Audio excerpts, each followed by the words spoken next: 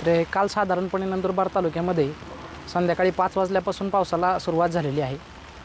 पावसासोबतच मोठ्या प्रमाणावर वादळी वारा आलेला होता। तर त्या वादळी वाऱ्यामुळे जे आहे ते बहुतांश शेती पिकाचं नुकसान झालेलं आहे। तर आपल्या भागामध्ये जर पाहिलं तर नंदुरबार सर्कल असेल आणि आष्टा सर्कल असेल, या दोन सर्कलमध्ये 65 मिलीमीटरपेक्षा जास्त पाऊस झालेला आहे। त्यामुळे या दोन सर्कलमध्ये नुकसानीचं प्रमाण जास्त आहे। इतरही भागामध्ये नुकसान झालेलं आहे। विशेषतः केळी, पपई, कापूस या पिकांचं जास्त नुकसान झालेलं आहे आणि ही पिकं थोडीशी पाण्याला सेन्सिटिव्ह असतात।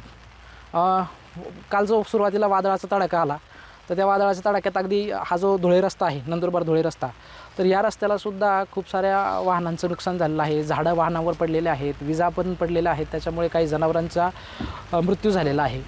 तर प्रशासनामार्फत आपण सर्व तलाठी, कृषी सहाय्यक यांना सर्व शेती पिकाचं जे नुकसान झालेलं आहे किंवा इतर जनावरांचं जे मृत्यू किंवा जीवितहानी झालेली आहे, तर त्याचे पंचनामे करण्यासंबंधी सूचना दिलेल्या आहेत। आज सर्व ठिकाणी जे आहे ते पंचनामे होत आहेत तलाट्यांच्या आणि कृषी सहाय्यकांच्या माध्यमातून।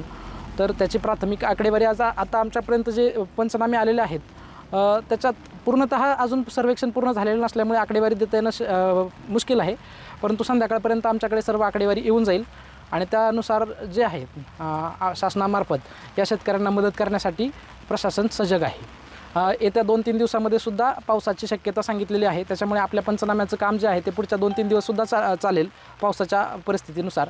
तर माझी सर्व शेतकऱ्यांना विनंती आहे आणि सर्व शेतकऱ्यांना आपल्या माध्यमातून मी आवाहनसुद्धा करू इच्छितो की सर्वांनी धीर सोडू नका। प्रशासन आपल्यापर्यंत पोहोचेल। ज्या ठिकाणी प्रशासन पोहोचायला थोडाफार उशीर होईल त्या ठिकाणी लोकांनी आमच्याशी संपर्क साधा। जर तलाट्याचा किंवा मंडळ अधिकाऱ्याचा संपर्क नाही झाला तर तुम्ही तहसील कार्यालयाशी संपर्क साधा, कृषी कार्यालयाशी संपर्क साधा। आमचे लोक तुमच्या दारापर्यंत येतील, शेतापर्यंत पोहोचतील आणि सर्व पंचनामे होतील। याच्यासाठी आम्ही सर्वजण कटिबद्ध आहोत।